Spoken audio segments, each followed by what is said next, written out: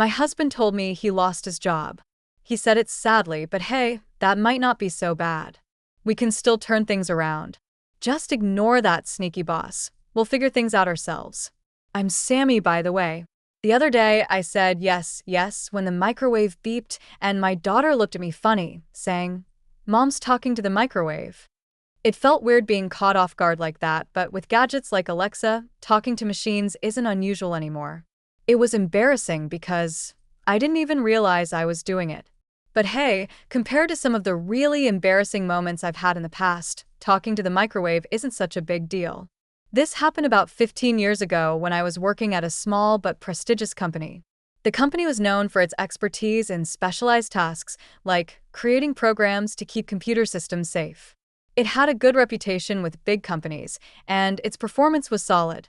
Back then, the internet wasn't as common as it is now, so there was a lot of potential for growth, especially in areas like security. People expected the company to keep doing well. During this time, I met Simon, who is now my husband. He was a colleague, and we eventually got married. But even before we tied the knot, I had to deal with unwanted attention from the company's president. I've always been seen as attractive, even from a young age, and I often got noticed by photographers for magazines when I was out and about. Unfortunately, that also meant I attracted the wrong kind of attention from some men, including the president.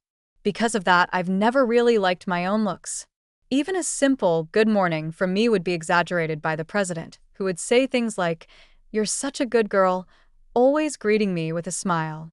He'd even brag about it to others in the company. The president was 48 years old at the time, bald, with what little hair he had left slicked down on his forehead. But he seemed content with his appearance and didn't seem bothered about fixing it. He wasn't very nice.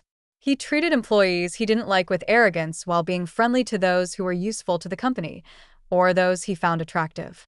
He had a bossy way about him, which created divisions among the staff. Whether it was good or bad, his behavior made me feel uncomfortable. But since he was my boss, I had to find a way to get along with him. Dealing with a man who wrongly believed I was dependent on him because I reported to him for work was tricky. I tried to avoid getting too close to him to prevent any misunderstandings. However, when I announced my marriage to my husband, the president began persistently asking me out for meals. Even though we kept our relationship at work a secret, people who knew about us knew. The fact that the president increased his invitations at this time showed he hadn't realized I was married until then. At first, it was just things like feeling his eyes on me or hearing from others that he liked me. I initially tried to handle it gracefully, but it became a problem when his invitations got more intense. He suggested going to fancy restaurants, drinking expensive wine he bought, and even going to bars with private rooms. He kept asking when I would go out with him alone, making things awkward and uncomfortable for me. Even after I kept saying no, the president didn't stop. He thought I was playing hard to get and teasing him on purpose, calling me names like Little Devil. His invitations were so obvious. He just wanted to get me drunk and take advantage of me in private. It was clear it had nothing to do with work. If he had suggested going to a busy park near a police station and asked me to drink water while licking salt, which I hated, I might have considered it a work obligation. But ultimately, I wouldn't have gone. One day, I couldn't take it anymore. I told him straight out to leave me alone because it was bothering me. I had avoided saying this before because I didn't want him to realize I knew about his interest in me, which would complicate things even more. But that day, I was too stressed and my true feelings slipped out. As expected, the president just laughed and tried to touch me. He said he knew all along and that I was teasing him on purpose. His touch made my skin crawl, and without thinking, I pushed him away and ran off. Originally, my husband was concerned about the president's behavior and suggested I quit my job. But I insisted on staying because I wanted to support my husband, who was the top technician in the company. He was working on a new system that could greatly improve our company's performance, and I wanted to be there to see it through.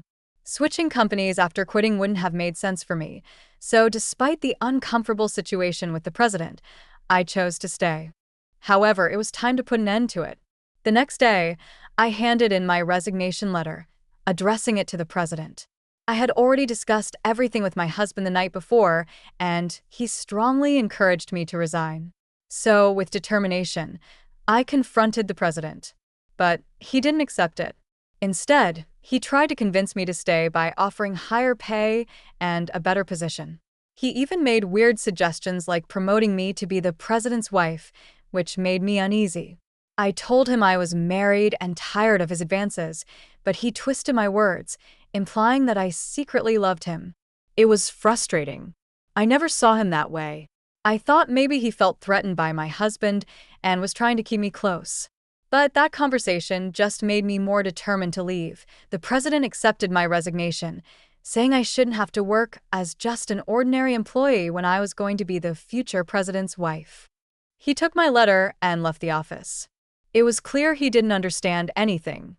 Blaming my husband made no sense. But wait, wasn't this unexpectedly lucky for both me and my husband? Just married, and now I was out of a job.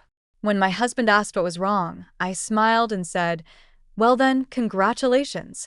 I suggested to my husband that since he was developing a system to find suitable customers for the company, and without him, the data wouldn't be updated, maybe it was a good opportunity for us to start our own business. He was surprised at first, but then laughed and agreed, saying I was clever. We could work together again. After getting fired, my husband wasted no time. Within 30 days, just like the president had said, we used our savings to start our own business. During this time, my husband reached out to the talented people from our old company, basically recruiting them to join us. The bald president, who didn't even know how to use a computer, often didn't understand the struggles we faced and would give us impossible tasks. So, when my husband asked these employees to join a company where they'd be understood and valued, almost everyone agreed, except for the higher-ups the president favored. If I had stayed at the old company, I might have been stuck there too. Following my husband's lead, he developed a new and improved version of the system he'd been working on before. With his connections, he not only secured jobs but also created 2 new security systems, selling them to other companies. In an industry with few competitors, companies naturally wanted the best products, so our workload quickly grew. Within 4 years, our company became the best in the business. Everyone at our company was thrilled with our success. Then, out of nowhere, the president showed up at our office one day. Reluctantly, my husband led him to his workspace, which also served as his office. Worried, I went along too. My husband asked the president what he wanted, and the president immediately bowed and apologized, with tears in his eyes. He said he'd been watching us for the past few years and realized that I really didn't like him. He genuinely regretted his actions. The president explained that the old company was in financial trouble, short-staffed, and making employees work long hours without paying them properly for overtime. At this point, I didn't really care about getting an apology. My husband was making more money now than he did at the old company, and he had increased the salaries of our employees. We were happy with where we were, so the president's apology didn't matter to me. It felt like a waste of time. When my husband asked if the president had anything else to say, the president got off the sofa, sat on the floor, and bawled. He pleaded for my husband to come back to the old company, saying that with him there, things would improve. But my husband calmly refused. He said that ever since he got fired, he was no longer an employee there and had a responsibility to protect the people at our own company, so he couldn't go back. The president kept pleading, even offering to step down and have the company merge with ours. But my husband said no. He explained that what the president did to me in the past was wrong and hurtful to female employees' morale. Nowadays, overworking employees is criticized, and actions like the president's are considered unacceptable. Back then, it might have been seen differently, but now it was clear it was wrong. He mentioned how victims were often silenced or blamed and said he couldn't forgive the president for what he did. The situation with overtime was different. Until then, it was common for companies to ignore labor laws and make employees work long hours. But as laws changed and people started seeing long hours as harmful, the president's actions could have serious consequences if reported. At first, he begged not to resign, but he eventually realized he couldn't stay as the head of the company. The president stepped down, and my husband took over, merging his company with ours. All the employees came with us, and we sorted out the unpaid overtime. Since our company was doing well, it was a relief. The president's company didn't pay much for overtime anyway, so the amount owed wasn't huge. We came out on top. When you suggested starting a business after I lost my job, I never imagined we'd grow so much that we'd surpass the president's company, I said to my husband. I'd always believed in your abilities. Really? Or are you just trying to boost my ego? I teased. No way, you caught me, he replied with a smile. As we talked about our journey as a couple, I felt genuinely relieved that everything had worked out so well. Later, it came out that someone had leaked the conversations from the president's office, including his embarrassing actions toward me. This, along with the issue of unpaid overtime, made it into the local newspapers. It didn't make it to TV news because it was a small company, but more people read local papers than watch TV or read famous magazines. The president became a laughingstock in the community. Kids even started playing a game called Playing President, where they pretended to flirt with a reluctant girl. It was embarrassing for him. If he saw it, he'd probably feel even worse. He was divorced and had a teenage daughter. When she heard about the game, she seemed upset and ran home. Having a creepy father must be tough for a sensitive girl like her. It's like he's finally facing the consequences of his own actions. Now, the president has lost his company and his daughter. He can't get a good job because he doesn't know how to use a computer. He's working as an office worker in a local factory, but he struggles with basic tasks. He's even serving tea to the female president there. It's quite a fall from his previous position. He used to order female tea servers around, but now he's the one serving tea.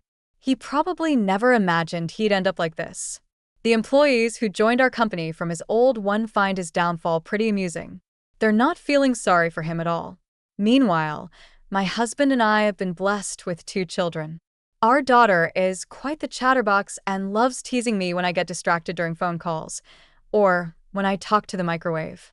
She's cheeky, but adorable. Our son, who's a year younger, seems to have a knack for computers like his dad. Even at his young age, he's already dabbling in creating small programs, so we think he has a bright future ahead of him. It would be great if he eventually took over the company. But right now, he's more interested in being a YouTuber, working for Uber Eats, or delivering pizzas. Wait, son, aren't there any other options? I often ask him. Despite the chaos of parenting, we cherish our happy family moments every day.